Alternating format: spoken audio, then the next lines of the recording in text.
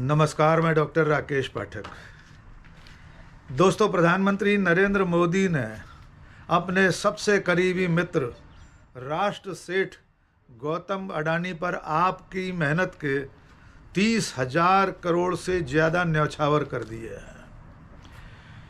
जिस पैसे को आपने अपने जीवन बीमा के लिए LIC में निवेश किया था, उस पैसे को प्रधानमंत्री नरेंद्र मोदी और उनकी सरकार ने, उनके वित्त मंत्रालय ने अडानी की कंपनियों को कर्ज से उबारने के लिए उनकी कंपनियों में निवेश कर दिया है। उनके हजारों करोड़ के बॉन्ड खरीद लिए हैं। जी हाँ दोस्तों, ये ताज़ा खबर अमेरिका के जाने माने अखबार वाशिंगटन पोस्ट ने पेश की है। वाशिंगटन पोस्ट ने खुलासा किया है कि नरेंद्र मोदी की सरकार ने, भारत के वित्त मंत्रालय ने अडानी की कंपनियों में $3.9 बिलियन से ज़्यादा का निवेश अलग अलग तरीके से किया है। और ये निवेश इसलिए किया गया है कि अडानी और उनकी कंपनियों को कर्ज के गर्त में से निकाला जा सके। ये खबर वॉशिंगटन पोस्ट में दस्तावेजी सबूतों के साथ सामने आई है। मामला ये है कि जब से अडानी और उनकी कंपनियों के खिलाफ, उनके सहयोगियों के खिलाफ अमेरिका में भारत में अधिकारियों को रिश्वत देने का मामला सामने आया था, तब से अडानी की कंपनियों में लगातार निवेश घट रहा था। विदेशी निवेशकों ने अडानी पर भरोसा बंद कर दिया था, जिसके चलते अडानी और उनकी कंपनियां भारी कर्ज में डूब गई हैं। अमेरिका के न्याय विभाग ने गौतम अडानी और उनकी कंपनी के तमाम अधिकारियों के खिलाफ समन जारी कर रखे हैं, जिनकी तामील अब तक नरेंद्र मोदी की सरकार, केंद्रीय गृह मंत्रालय, अमित शाह की पुलिस, उनकी एजेंसियां नहीं करवा पाई हैं। इस बीच में जब अडानी की कंपनियों में विदेशी निवेशकों की रुचि खत्म हो गई, उनका भरोसा टूट गया, पूरी दुनिया से बड़े बड़े इन्वेस्टर्स ने अडानी की कंपनियों से हाथ खींच लिया, तब उन्हें उबारने के लिए नरेंद्र मोदी और उनकी सरकार आगे आए हैं। वॉशिंगटन पोस्ट की खबर के मुताबिक इसी साल मई-जून महीने में भारतीय जीवन बीमा निगम यानी LIC ने वित्त मंत्रालय के दिशा निर्देश पर, वित्त मंत्रालय के अप्रत्यक्ष आदेश पर अडानी की कंपनियों में 32,000 करोड़ रुपए से ज़्यादा का निवेश किया है। इस निवेश में अडानी ने मई महीने में जो बॉन्ड जारी किए थे, उसमें 5,000 करोड़ के बॉन्ड भी LIC ने खरीदे हैं। इसके अलावा Adani green, Adani cement, Ambuja cement, Adani port, इन तमाम कंपनियों के शेयर LIC ने खरीदे हैं। इसका मतलब ये है कि अगर कल को अडानी की कंपनियां डूबती हैं, उन्हें कोई घाटा होता है, तो आपकी मेहनत के निवेश के पैसे जो आपने अपने और अपने परिवार के भविष्य के लिए, लाइफ इंश्योरेंस के लिए लगाए थे, उन पैसों से अडानी को उबारने की कोशिश चल रही है। और अगर वे डूबते हैं तो आपका भी मेहनत का पैसा डूबने वाला है। अडानी की कंपनियों में LIC ने इतना भारी निवेश ऐसे ही नहीं किया, बल्कि इसके लिए LIC को वित्त मंत्रालय की तरफ से मजबूर किया गया है। शुरुआत इसकी इस तरह हुई कि वित्त मंत्रालय का एक डिपार्टमेंट है, डिपार्टमेंट ऑफ फाइनेंशियल सर्विसेज, उसने एक प्रस्ताव तैयार किया जिसमें यह कहा गया कि LIC अडानी की कंपनियों में निवेश करे और उनके बॉन्ड खरीदे। इसके बाद ये प्रस्ताव नीति आयोग की हरी झंडी के बाद वित्त मंत्रालय के पास पहुंचा और अंत में वित्त मंत्रालय और भारत सरकार की सहमति के बाद LIC ने अडानी की कंपनियों में निवेश किया, उनके शेयर खरीदे और 5,000 करोड़ रुपए के बॉन्ड भी खरीदे गए। इसका खुलासा होने के बाद LIC की तरफ से बिना दस्तखत का बयान जारी किया गया, जिसमें ये स्पष्टीकरण दिया गया है कि LIC को सरकार ने मजबूर नहीं किया था। LIC ने अपने विवेक से ये निवेश किए हैं और बॉन्ड खरीदे हैं। LIC के इस स्पष्टीकरण के बाद वॉशिंगटन पोस्ट में रिपोर्ट लिखने वाले रवि नायर ने वे सरकारी दस्तावेज जारी कर दिए हैं जिनसे साफ पता चलता है कि केंद्रीय वित्त मंत्रालय का डिपार्टमेंट ऑफ फाइनेंशियल सर्विसेज और भारत सरकार अडानी की कंपनियों के शेयर खरीदने, बॉन्ड खरीदने तक में पूरी तरह से शामिल थे। उन्हीं के प्रस्ताव पर LIC ने ये बॉन्ड खरीदे हैं और शेयर्स खरीदे गए हैं। जबकि आपको याद होगा, अडानी की कंपनियों में इससे पहले भी भारी नुकसान उठाया जा चुका है। मामले के सामने आने के बाद कांग्रेस के राष्ट्रीय प्रवक्ता जयराम रमेश ने एक्स पर लंबा ट्वीट किया है। उन्होंने सरकार से तमाम सवाल पूछे हैं। ये पूछा है कि आखिर LIC का पैसा, जनता की मेहनत की कमाई का पैसा अडानी की कंपनियों में इस तरह लगवाने के लिए सरकार ने दबाव क्यों डाला।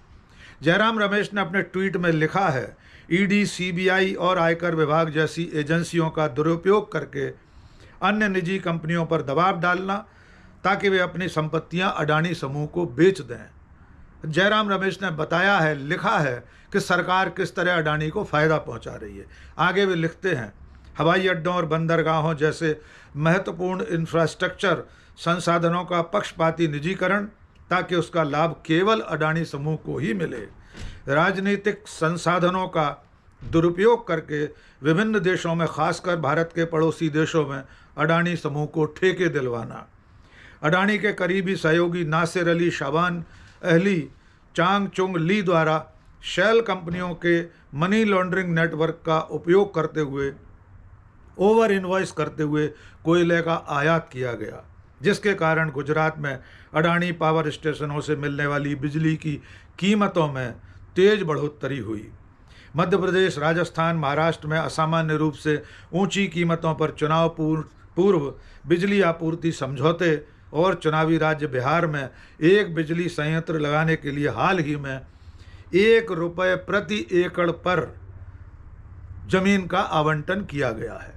जयराम रमेश ने मांग की है कि इस पूरे मेगा घोटाले की जांच केवल संसद की संयुक्त संसदीय समिति ही कर सकती है। उसके जरिए इसकी जांच कराई जाए और उसके पहले कदम के रूप में संसद की जो लोक लेखा समिति होती है यानी PSC, उसके जरिए इसकी जांच होनी चाहिए। इसके अलावा कांग्रेस की राष्ट्रीय प्रवक्ता सुप्रिया श्रीनेत ने भी एक बयान जारी किया है।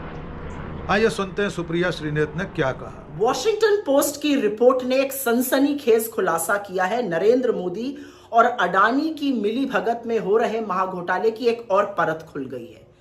अब जो तथ्य सामने आए हैं वो चौंकाने वाले हैं। नरेंद्र मोदी ने LIC से अडानी को 33,000 करोड़ रुपए दिलाए और यह तब किया गया जब अडानी को कोई कर्ज नहीं दे रहा था। उस समय नरेंद्र मोदी आगे आए और सार्वजनिक जो पैसा होता है, जो इस देश का पैसा है, LIC से अडानी को दिलाया गया। ये जो सारा प्लान है 33,000 करोड़ रुपए LIC से अडानी को दिलवाने का, इसकी रूपरेखा, इसका जो प्लान, इसकी जो योजना थी वो वित्त मंत्रालय के डिपार्टमेंट ऑफ फाइनेंशियल सर्विसेज और नीति आयोग ने तैयार करी। इसका अप्रूवल वित्त मंत्रालय ने दिया और प्लान ये बना कि करीब करीब 28,600 करोड़ रुपए अडानी के कॉर्पोरेट बॉन्ड्स में डाले जाएंगे और करीब 4,200 करोड़ रुपए अडानी की कुछ कंपनीज में हिस्सेदारी बढ़ाने के लिए LIC डालेगा। वो क्या कंपनीज थी? उसमें से एक अडानी ग्रीन था जिसमें LIC का निवेश करीब 1.3% था। योजना में लिखा गया कि 3% तक बढ़ाना है। फिर एक और कंपनी थी जिसमें अंबुजा सीमेंट्स, जिसमें निवेश करीब 5.5% था, कहा गया 8% तक बढ़ाइए। फिर यह भी कहा गया कि जब थोड़ा स्थिति सुधरती है तो अडानी के गैस और अडानी के पावर ट्रांसमिशन बिजनेस में भी पैसा डालने के बारे में विचार किया जाए। यहां पर एक बात याद रखिएगा, ये वो कंपनियां हैं इनमें से कुछ जिसमें इंटरनेशनल रेटिंग एजेंसीज, फिच जैसी एजेंसीज ने BBB- की रेटिंग दी है, जो कोई निवेशक हाथ नहीं लगाता है। एक बात और, ये जो सारी योजना वित्त मंत्रालय, नीति आयोग, सरकार ने मिलकर नरेंद्र मोदी जी के कहने पर बनाई, वो उस महीने में बनाई जिस महीने में अडानी की पोर्ट कंपनी को अपने मौजूदा कर्ज को रीफाइनेंस करने के लिए करीब करीब 4,920 करोड़ रुपए का बॉन्ड लाना था, मई के महीने में। और 30 मई को अडानी ने खुलकर कहा कि एक ही निवेशक LIC ने सारे बॉन्ड में निवेश कर दिया। 4,920 करोड़ का इन्वेस्टमेंट एक निवेशक LIC ने किया और किसी ने छुआ भी नहीं। तो डीएफएस या जो डिपार्टमेंट ऑफ फाइनेंशियल सर्विसेज है या वित्त मंत्रालय है या मोदी सरकार है, इन्होंने ऐसा क्यों किया? दस्तावेज में साफ साफ लिखा है अडानी में विश्वास जताने के लिए, बाकी निवेशकों को प्रोत्साहित करने के लिए कि वो अडानी में निवेश करें। लेकिन सबसे बड़ी विडंबना और सबसे गौरतलब बात यह है कि डीएफएस वित्त मंत्रालय अच्छी तरह से जानता था कि अडानी में निवेश करना जोखिम भरा काम है, और दस्तावेजों में साफ लिखा हुआ है कि अडानी के सामने चुनौतियां सिर्फ अमेरिका में ही नहीं, अमेरिका से बाहर हैं। उन चुनौतियों में इजराइल की हाइफा एयरपोर्ट में जहां पर अडानी के खिलाफ प्रदर्शन हो रहा था, विरोध हो रहा था, उसका उल्लेख है। उसमें उल्लेख है कि कैसे 47,000 करोड़ रुपए से ज्यादा एलआईसी को नुकसान हुआ अडानी में इन्वेस्ट करने में। और उसमें उल्लेख है कि कांग्रेस जैसी पार्टीज ने एलआईसी का जो अडानी के लिए एक्सपोजर है उस पर सवाल उठाया है, सार्वजनिक धन के दुरुपयोग का लांछन लगाया। ये सब जानते हुए भी प्लान बना और इन्वेस्टमेंट हुआ अडानी में। आपको यह भी याद दिला दें कि लोकसभा में नेता प्रतिपक्ष और कांग्रेस नेता राहुल गांधी लंबे समय से ये आरोप लगाते रहे हैं कि मोदी की सरकार अडानी अंबानी को फ़ायदा पहुंचाने के लिए एसबीआई और एलआईसी के पैसे का इनकी कंपनियों में निवेश कर रहे हैं। राहुल गांधी कहते रहे हैं कि पैसा आपका, फ़ायदा अडानी अंबानी का। आइए सुनते हैं राहुल गांधी ने क्या कहा था।